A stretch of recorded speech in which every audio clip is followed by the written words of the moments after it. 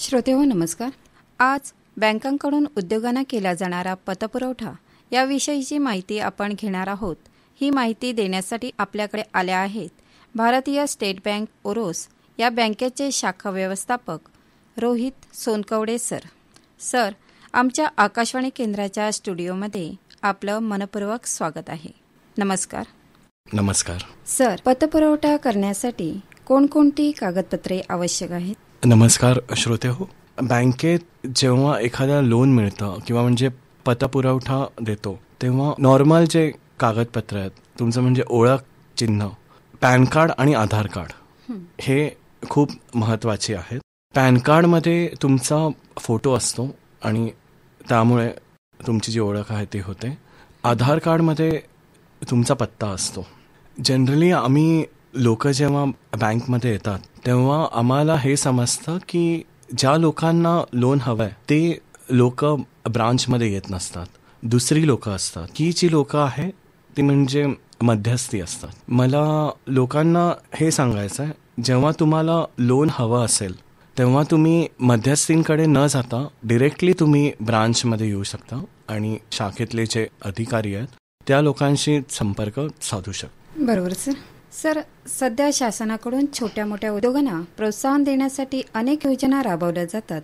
तर नेमक्या त्या कोणत्या योजना आहेत ज्यात लाभार्थ्यांना पतपुरवठा केला जातो, त्याबद्दल थोडं सांगा. याविषयी शासनाने 2015 साली मुद्रा योजना ही केली होती. मुद्रा योजनामध्ये 3 आपले प्रकार असतात. एक शिशु, किशोर आणि तरुण. शिशुमध्ये आपण कमाल 50,000 इतकं लोन देऊ शकतो. किशोर जे आहे तिथे आपण 50,000 ते 5 लाख ही त्यांची लिमिट असते आणि तरुणमध्ये आपण 5 लाख ते 10 लाख यामध्ये आपण त्यांना लोन देऊ शकतो. नवीन जी लोक आहेत, ज्या लोकांना आपला बिझनेस सुरू करायचा आहे, त्यामध्ये फेरीवाले असतात, भरपूर लोक असतात जे म्हणजे घरी बसून या प्रयत्नात आहेत की म्हणजे उद्या आपण एखादा छोटा बिझनेस सुरू करू. त्या लोकांना आपण शिशु लोन देत असतो. मेनली याचा ॲडव्हान्टेज हा आहे की मुद्रा लोन देताना आपण एक डेबिट कार्ड त्यांना देतो. जी लोनची अमाऊंट असते ती त्या डेबिट कार्डमध्ये येते आणि डेबिट कार्डमधनं जे विड्रॉल आहे, जे पैसे आहेत ते तुम्ही कोणत्याही ATMद्वारे काढू शकता. मुद्रा लोनमध्ये 340 जे उद्योग आहेत त्यांचा म्हणजे उल्लेख आहे आणि या उद्योगांची जी लिस्ट आहे ती तुम्हाला म्हणजे वेबसाईटवर मिळू शकेल.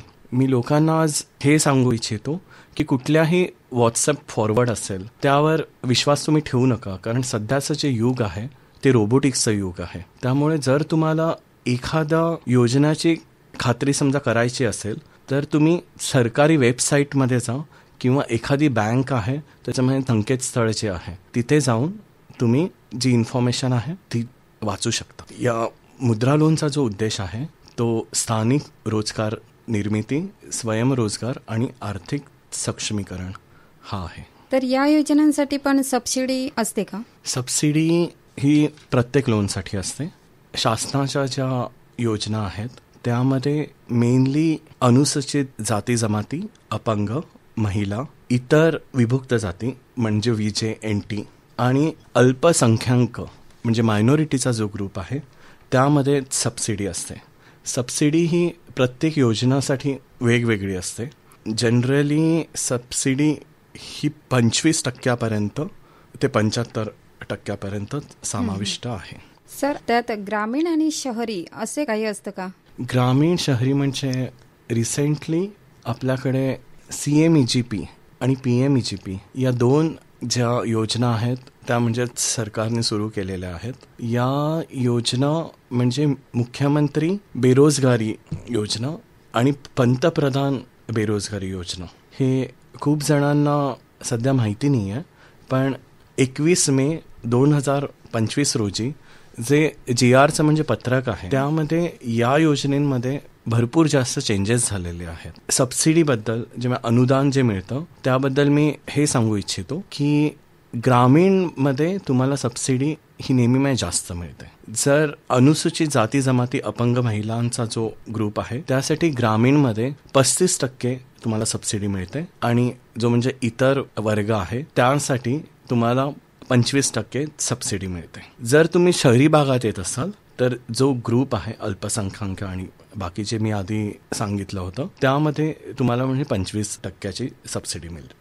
उत्पादक आणि सेवा हे दोन मेनली योजना आहेत. उत्पादकमध्ये सुरुवातीला जी लिमिट होती लोनची ते आपण 50 लाख होती. आता 50 लाखाची जी लिमिट आहे ती म्हणजे 1 कोटीपर्यंत त्यांनी वाढवण्यात आलेली आहे. आणि सेवा म्हणजे तुमचे जे इतर बिझनेस आहेत सेवांची लिमिट पण त्यांनी म्हणजे 50 लाखापर्यंत वाढवलेली आहे. सर, एखाद्या लाभार्थ्याने ही प्रोसेस सुरू केली असते तर ही प्रोसेस सुरू केल्यानंतरची कर्ज पुरवठा करण्याची काही मुदत असते का? मुदत ही जनरली 45 दिवसापर्यंत पूर्ण जी प्रोसेस आहे ती मी संपायची असते. एक या प्रोसेसचा जो क्रम आहे तो मी सांगू इच्छितो. पहिले जे कस्टमर्स आहेत ते म्हणजे सायबर ऑफिसमध्ये जातात आणि ते CMEGP मुख्यमंत्री बेरोजगार योजना इथे ते फॉर्म म्हणजे भरू शकतात.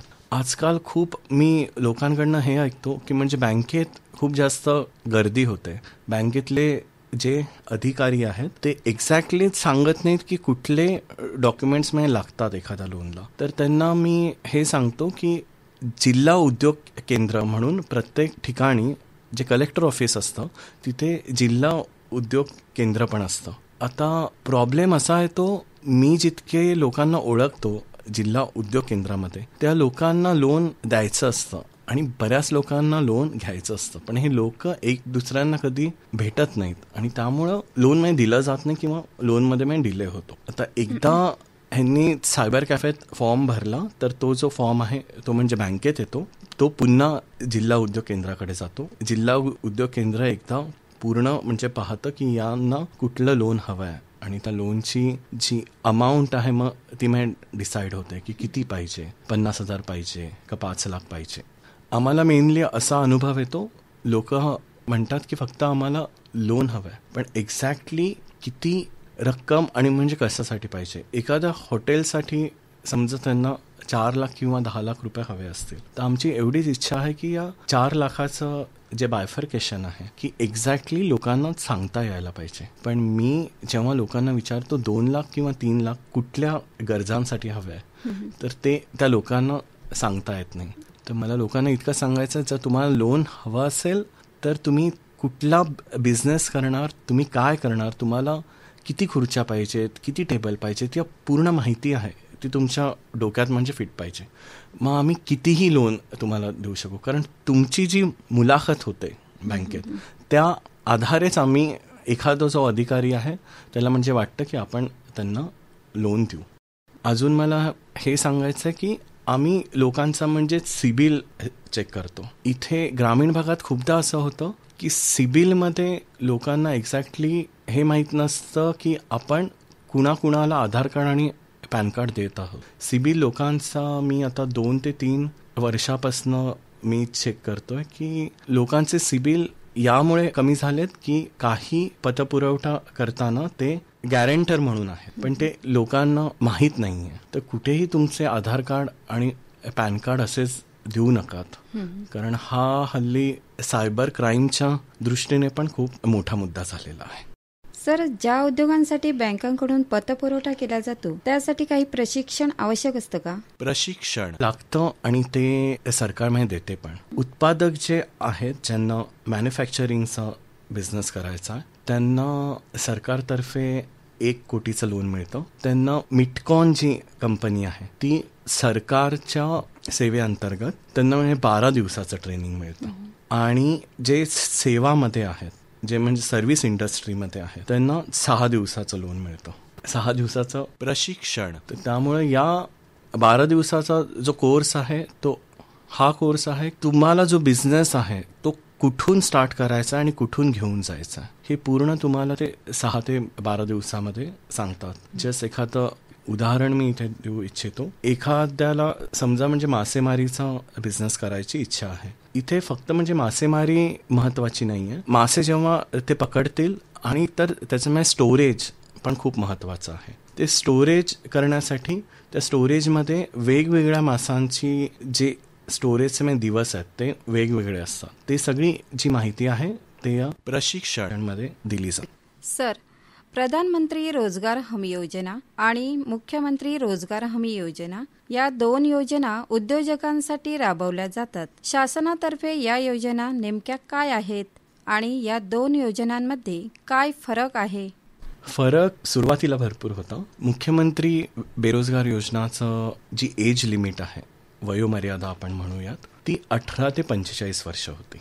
पण आता नुकताच आलेला शासकीय GR आहे, जे 21 मेला आलेला आहे, त्यांच्या ह्याच्यात असं लिहिलेलं आहे 18 वर्षानंतर कुठलीही वयोमर्यादा आता नाही आहे. म्हणजे एखादा रिटायर्ड झालेला माणूस पण ही जी योजना आहे त्याचा लाभ घेऊ शकतो. तर त्यामुळे या ज्या स्कीम्स आहेत त्या महत्वाच्या आहेत. बऱ्याच लोकांना हे माहीत नसतं की एखादं लोन जेव्हा मंजूर होईल तेव्हा किती पैसे लोकांना भरावे लागतात आणि किती बँक देते. आपण एक उदाहरण घेऊया छोटंसं. एखाद्याला 10 लाखाचं लोन हवं असेल, 10 लाखाचा पतपुरवठा हवा असेल, तर जेव्हा लोनची मंजुरी मिळेल तेव्हा जी मार्जिन अमाऊंट असते, मार्जिन अमाऊंट कस्टमरला भरायची असते, ती 10% असते. म्हणजे जेव्हा आम्ही 10 लाखाचं लोन देतो तेव्हा 1 लाखाचं लोन जे आहे ते 1 लाख रुपयाचे आहेत, ते मी कस्टमरच्या अकाउंटमधनं घेतो आणि 9 लाखाचं आम्ही लोन देतो. असं 9 आणि 1 अशी जी 10 लाखाची रक्कम आहे, जे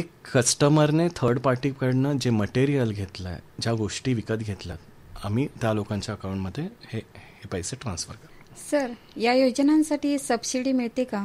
या लोकांमध्ये पण सबसिडी मिळते. फक्त लोकांचा असा उद्देश असतो, म्हणजे सर्व लोकांचा मी म्हणत नाहीये, पण काही लोक असे असतात जे फक्त सबसिडीसाठी लोन घेतात. त्यांना या प्रकरणाला आळा घालण्यासाठी ती जी सबसिडी आहे ते जिल्हा उद्योग केंद्रवाले जेव्हा त्यांचं इन्स्पेक्शन होतं तेव्हा ती आम्ही म्हणजे रिलीज करतो. महत्त्वाचं मला हा मुद्दा सबसिडीबद्दल सांगू इच्छितो की सबसिडी ही त्यांच्या अकाउंटमध्ये जमा होत इमिजिएटली. सबसिडींची आम्ही एक फिक्स डिपॉझिट, एक ठेवी आहे, ती बनवतो. समजा एक उदाहरण घेऊयात. 10 लाखाचं लोन आहे, त्याला सबसिडी आहे 35%, म्हणजे 3.5 लाख रुपयाची सबसिडी त्यांना मिळते. यामध्ये 3.5 लाखाची ठेवी जी केली जाईल ती 0% इंटरेस्टनी केली जाते. आणि ज्यांनी या योजनेचा लाभ घेतलेला आहे त्यांना ही योजना, हे लोन क्लोज करताना तीच सबसिडी यूज करू शकतो. सुरुवातीला ते सबसिडीचा यूज होतो. सर, ही जी कर्जे दिली जातात तर त्याला रकमेची काही मर्यादा आहे का आणि व्याजाचा परतावा कसा केला जातो? व्याजाचा जो परतावा आहे तो तुम्ही प्रत्येक महिन्याला तुमचं मुद्दल आणि व्याज असं म्हणजे तुमच्याकडनं घेतलं जातं. बऱ्याच बिझनेसमध्ये काही म्हणजे बिझनेसमध्ये लगेचच उत्पन्न सुरू होत नाही, अशा काही लोनला आपण मोरॅटोरियम देऊ शकतो. तर मोरॅटोरियम म्हणजे आपण त्या कालावधीमध्ये त्या लोकांकडनं मुद्दल आणि व्याज घेत नाही. त्यामुळे मोरॅटोरियमचा लोकांनी जास्तीत जास्त वापर करावा, कारण लोकांना खूपदा हे माहिती नसतं. त्यांना वाटतं जुलैमध्ये समजा आपण एखादा उद्योग सुरू केला आणि लोन पण आपण जुलै ऑगस्टमध्ये घेतलं तर त्याचे हप्ते सप्टेंबरपासून सुरू होण्याची आवश्यकता नाही आहे. ते 6 महिने पूर्ण मोरॅटोरियमचा जो कालावधी आहे तो संपल्यावर तुम्हाला जानेवारी-फेब्रुवारीपासून तुमचे हप्ते सुरू करता येतात. सर, आपल्या भारतात शेतकरी वर्ग मोठ्या प्रमाणात आहे, तर शेतकऱ्यांसाठी काही विशिष्ट पतपुरवठा योजना आहेत का? हो, शेतकऱ्यांसाठी प्राणीपालन म्हणजे ॲनिमल हजबंड्री याविषयी मी थोडंसं सांगेल. प्राणीपालन म्हणजे पाळीव जनावरांचे संगोपन, संवर्धन आणि उत्पादनाची निगा राखणे. यात दूध, अंडी, मांस, लोकर इत्यादी उत्पादनासाठी विविध प्राण्यांचे पालन करण्याचे जे बिझनेस आहेत ह्याच्यामध्ये समाविष्ट होतं. यामध्ये जनरली पशुधन विकास योजना म्हणजे जनावरांच्या आरोग्यासाठी मोफत लसीकरण आणि वैद्यकीय सेवा, याच्यामध्ये राष्ट्रीय पशुधन अभियान म्हणून जे आहे ते पण राबवलं जातं. यामध्ये प्रजनन आरोग्य, चारा व्यवस्थापन यासाठी जी सबसिडी आहे ती म्हणजे प्रोव्हाइड केली जाते. पशुपालन कर्ज योजना ही जी आहे ती म्हणजे नाबार्डची स्कीम आहे. नाबार्ड म्हणजे नॅशनल ॲग्रिकल्चर शेतकऱ्यांना मी हे सांगू इच्छितो, नाबार्डची जी वेबसाईट आहे तिथे एकदा तुम्ही जा. मोबाईलवर या प्रत्येक स्कीमविषयी भरपूर व्यवस्थित जी माहिती आहे ती लिहिलेली आहे. यूट्यूबमधनं तुम्ही चेक करू शकता.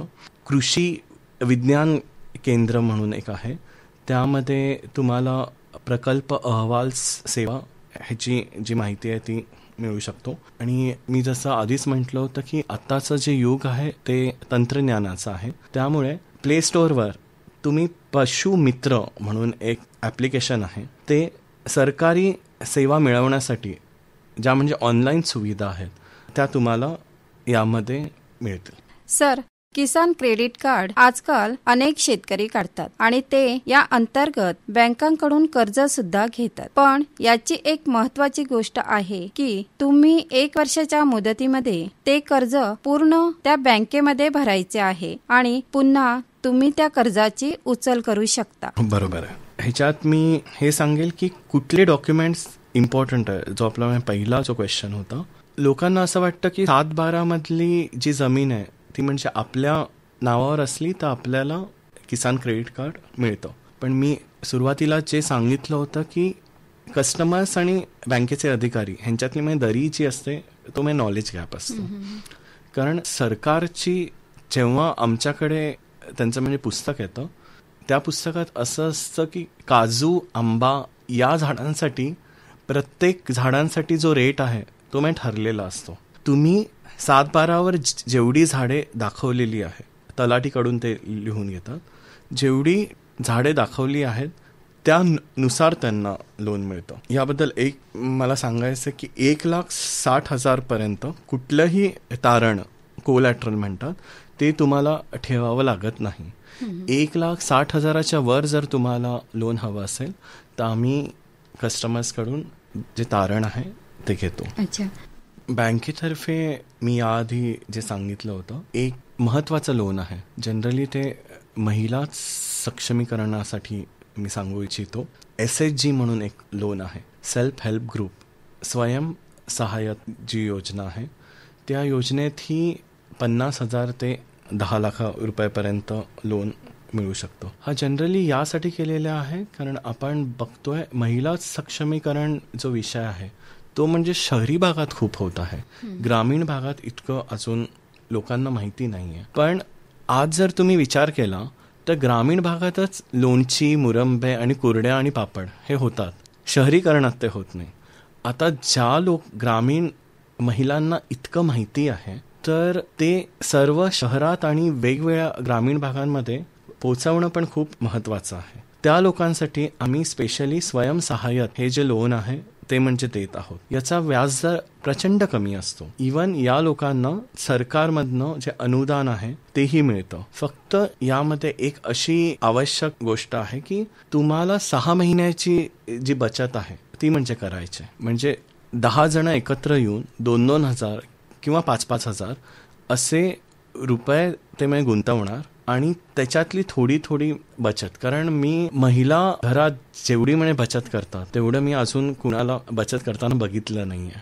त्यामुळे स्पेशल हे जे लोन आहे तर ते म्हणजे महिलांसाठी आहे. तर अलीकडे बचत गट अनेक कार्यरत आहेत.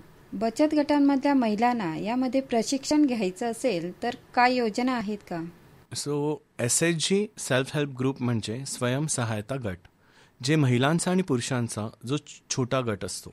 सामान्यतः 10 ते 20 जण जे नियमित बचत करून सामायिक स्वरूपात कर्ज देऊन ते व्यवसायात सुरू करू शकतात आणि ट्रेनिंग देऊ शकतात. ट्रेनिंग देणाऱ्या ज्या संस्था आहेत त्या खालीलप्रमाणे आहेत. एक तर ग्रामीण शाखा जी असते, बँकेची ग्रामीण शाखा ज्याला RBO म्हणतात, ती ट्रेनिंग देऊ शकते. बँक ऑफ बरोडामध्ये RSETI ही ट्रेनिंग देते. पंचायत समितीकडे तुम्ही जाऊ शकता ट्रेनिंगसाठी. महिला आर्थिक विकास महामंडळ आणि नाबार्डद्वारे प्रायोजित प्रशिक्षण कार्यक्रम हाही असतो. सर, या प्रशिक्षणामध्ये काय शिकवलं जातं? SHGचं व्यवस्थापन कसं करायचं, आर्थिक साक्षरता म्हणजे बँकेचे व्यवहार, व्याज समजावून घेणे, कर्जाची परतफेड कशी करायची, तुमचा व्यवसायाचा जो विकास आहे, तुम्ही एखादा लघुउद्योग जर सुरू केला असेल तर त्याची विक्री तुम्ही कशी करणार, ग्राहक सेवा जी आहे ती मग कशी देणार, तुमची कर्जाची जी प्रक्रिया आहे, आवश्यक कागदपत्रे, या सर्वांचा समावेश आहे या ट्रेनिंगमध्ये होतो. आणि काही जण उत्पादन निर्मिती म्हणजे हस्तकला, शेतीपूरक व्यवसाय आणि नेतृत्व क्षमता म्हणजे गटनेतृत्व कसं करायचं, निर्णय क्षमता कसा घेणार, महिला सबलीकरण याविषयी प्रशिक्षण देतात. 1 ते 7 दिवसापर्यंत हे ट्रेनिंगचा कालावधी असतो. सर, आपल्या चर्चेचा विचार करता नवीन उद्योजकांना मला असं सांगायचं आहे की जर तुम्हाला नवीन उद्योग चालू करायचे असतील तर तुम्ही बँकांतर्फे किंवा जिल्हा योजना केंद्रांतर्फे विविध योजना राबवल्या जातात, त्यात तुम्हाला पतपुरवठा केला जातो. या योजनांची माहिती घेण्यास तुम्हाला हरकत नाही. हो, बरोबर आहे. मला आज हे वाटतं की बरीच मुलं अभ्यास जे करत आहेत, नोकरीसाठी अभ्यास करत आहेत, पण तुम्ही हा विचार नक्कीच करा, इवन आत्ताच्या माझ्या कॉम्पिटिटिव्ह वर्ल्डमध्ये किती नोकऱ्या मिळतील, किती MPSCच्या ज्या पोस्ट आहेत किंवा बँकेतल्या अधिकाऱ्याच्या पोस्ट किंवा क्लरिकल म्हणजे कनिष्ठ लिपिकाच्या ज्या पोस्ट आहेत त्या अक्षरशः फक्त 10,000 किंवा 20,000 असतात, पण त्यासाठी जे फॉर्म येतात ते 43 ते 45 लाखापर्यंत येतात. मला सर्व नवीन लोक आहेत किंवा ज्यांचं एज 18 ते 30 मध्ये आहे त्यांना हे सांगू इच्छितो की तुम्ही प्रत्येक जणांमध्ये एक वेगवेगळी क्वालिटी असते, त्या क्वालिटीज तुम्ही स्वतःला शोधा आणि तुम्हाला जोही उद्योग सुरू करायचा त्याच्या आधी तुम्ही प्रत्येक ठिकाणाहून नॉलेज घ्या, अभ्यास करा. त्यांचे जे एक्सपर्ट आहेत तुम्ही कुणाकडे बघून हा म्हणजे उद्योग स्टार्ट करायचा ठरवलेला आहे त्यांना जाऊन एकदा भेटा आणि मग तुम्ही शासकीय ज्या वेबसाईट आहेत तिथे जाऊन तो फॉर्म भरा. बँकेत जेव्हा तुम्ही मुलाखतीसाठी याल तेव्हा तुम्ही पूर्ण प्रिपेअर होऊन या आणि मग मला वाटतं प्रत्येक बँक ही तुम्हाला लोन नक्कीच देईल. कारण यामध्ये एक नॉलेज गॅपचाच मॅम खूप मोठा इश्यू असतो. आम्हाला खूप हे वाटत असतं की समोरचा होतकरू आहे म्हणून आम्ही नक्कीच लोन देऊ, पण एक बँकेचा अधिकारी म्हणून मला हे नक्कीच वाटतं की उद्या हे लोन NPA, आता मी थोडा मोठा शब्द यूज करतो, NPA म्हणजे नॉन परफॉर्मिंग असेट, ते बँकेसाठी ते लोन NPA नाही झालं पाहिजे. आणि आमची अपेक्षा आहे, कारण एकदा समजा तुमचं 18 वर्ष 20 वर्षच्या वेळेस तुम्ही जेव्हा एखादा बिझनेस स्टार्ट कराल आणि जर ते तुम्ही लोन भरू नाही शकणार तर तुमचा जो सिबिल आहे तो ऑटोमॅटिक इफेक्ट होतो आणि कमी होतो. तर मला नवीन होतकरांसाठी हेच म्हणणं आहे की तुम्ही जे स्कीम आहे त्यांचा अभ्यास करा व्यवस्थित आणि पुरेपूर फायदा करा. सर, आपण येथे आलात आणि आमच्या श्रोत्यांना सविस्तर माहिती सांगितली त्याबद्दल मी श्रोत्यांतर्फे आणि आकाशवाणीतर्फे तुमचे आभार मानते. धन्यवाद.